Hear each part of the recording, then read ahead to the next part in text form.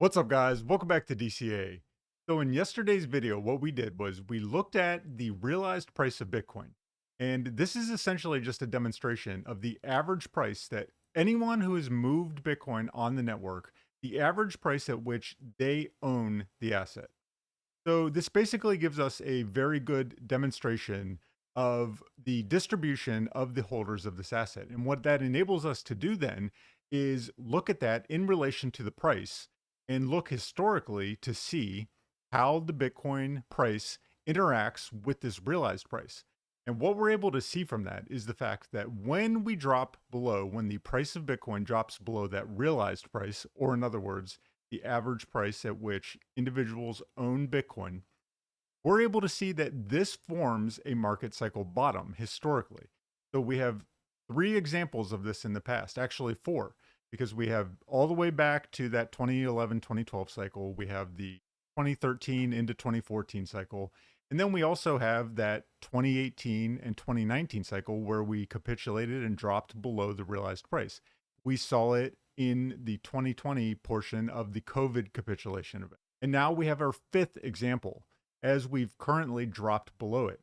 Now, what we've seen in the past is when we drop below that realized price, that forms the support level where we've basically shaken out all of the weak hands and all we have left are the long-term holders. So what we need to do now then is let's take that a step further.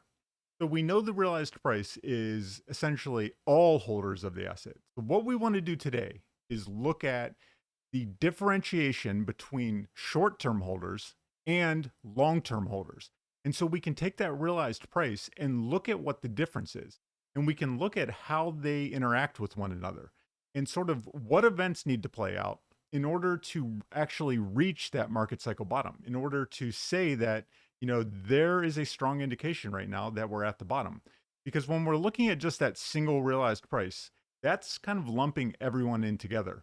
But now what we want to do is sort of extract the data from that realized price, and we're going to look at only the long-term holders and then only the short-term holders. And we can see a very interesting interaction between those two metrics as we approach this place where we're at now at around 20K.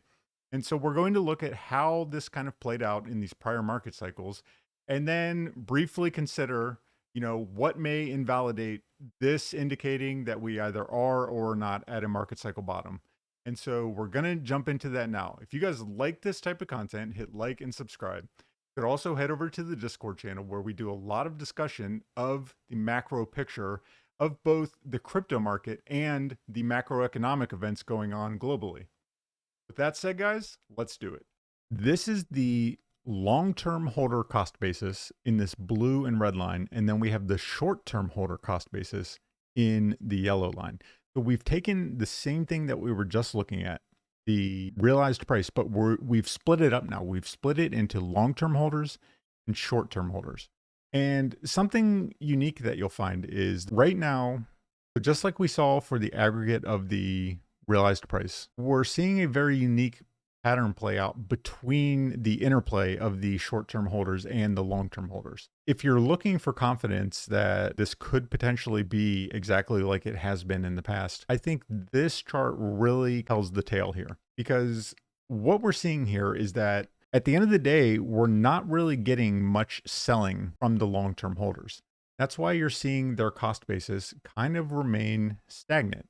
Now, if this were to sharply rise, if you were to see the long-term holder cost basis really start to rise, so this blue and red line, that would indicate that these older hands are selling. Because think about it like this. If you bought a bunch of Bitcoin at back here at, $50 or something, that's recorded on the network as a $50 Bitcoin. Now, if you sell it, what does it become? Well, it becomes a $19,419 Bitcoin because that's where we're at right now. The cost basis then goes up because you're losing, if you have a bunch of different coins held at different prices, if you lose the lower cost coins, they become higher cost coins. So the average price goes up. So you would see this long-term holder average price start to rise. Now, why are you seeing that the short-term holder average price is falling? Well, that only makes sense, right? Because the short-term holders are people who hold for less than 6 months, And we said, who's capitulating right now? They're the people who have been holding in general for less than 6 months. So if we just zoom in here, what we can see is these guys have been selling through here. The people who bought up near the top, even the people who bought around 30K, 40K, 50K, those guys have been selling. They've been selling all through here. And so that's driving the cost basis down as new short-term holders come in, they step in and they start buying as we get down here. And so you're seeing this price plummet. And if we come back here to 2018, you saw the exact same thing. The price plummeted. And the same thing back here in 2014. Now, critically, where does the bottom happen? You'll notice that typically the bottom happens at or around two things. So you'll notice that if we just point this out here, right in this area, this is where the long-term holder cost is rising. Okay, it's rising. And why is it rising? It's because what I said before, long-term holders are selling as we're going into the bull market. So, the guys who bought back here at $15, at $100, at $700, they are selling as we move into the bull market. And that causes their average price to rise. Now, what we see then is when Bitcoin falls below this long-term holder average price, that's a good indication that you're near the bottom. And what you also see then, what you tend to see at that time, is the short-term holder price falls below that of the long-term holders. So let's think about what that means.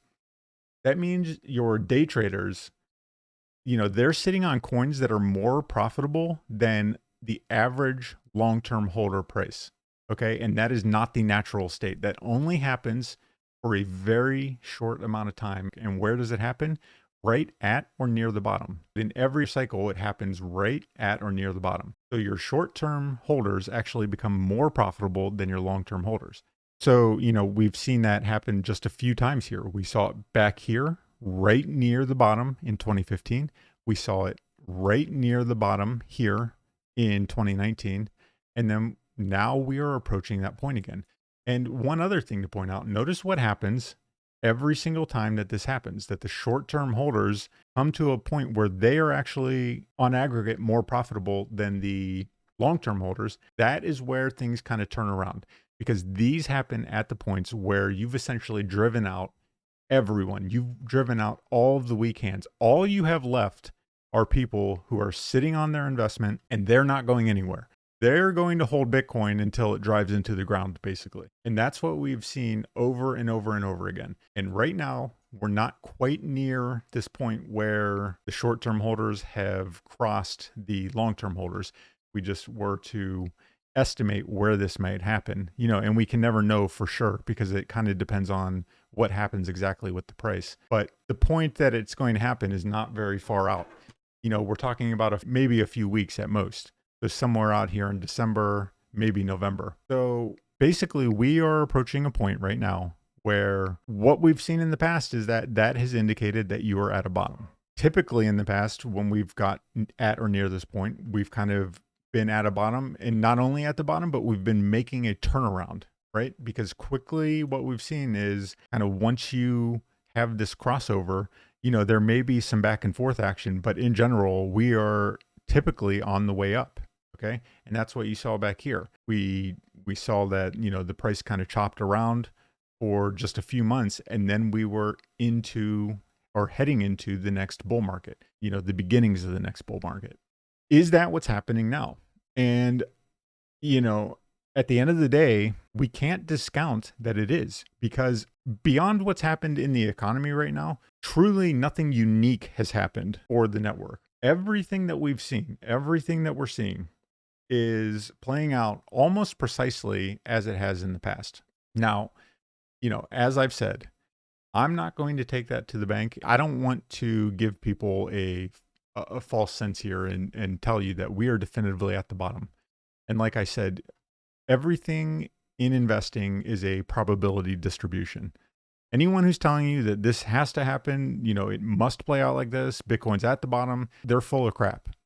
What we can do is look at historical trends and we're not just looking at, trends that are random. There's reasons that these things happen. And it's what we've talked about. When you drive out all of your traders, all of your short-term holders, all of your weak hands who bought at prices up here, when you've driven those guys out, all you're left with are people that have been holding for a long time and they intend to hold because they have long-term conviction. And so, will any unforeseen economic circumstances change those events? Yes, it's possible. So, we have to have that appreciation and simply let that guide our investments. If you're willing to take that risk, then now, quite frankly, may not be a terrible time. Now, another option you could have is waiting until we kind of get a definitive cross from the short-term holders below this long-term holder price, and then when the price breaks above. So, would you be terribly sad if you didn't buy at 3,000 or 4,000, but instead bought here at 5,000? Probably not. Would you be terribly sad if instead of buying at 250, you bought at 400 or 500? Probably not, because it went to 20K.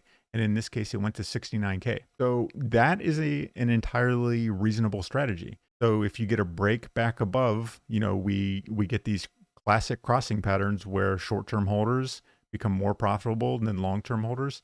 Then you see the price cross back above both of them. That has been an indication for you in every cycle that we're off to the races. And you'll see that we kind of hold this short-term holder level as support as we go on through the bull market. Seen that here, and kind of when we fall below it here in 2019, well, that meant that there were some rough seas ahead. And sure enough, from September until March, we had a pretty choppy price pattern. These are the kind of things we can look for. And right now, we are at a place where everything looks status quo.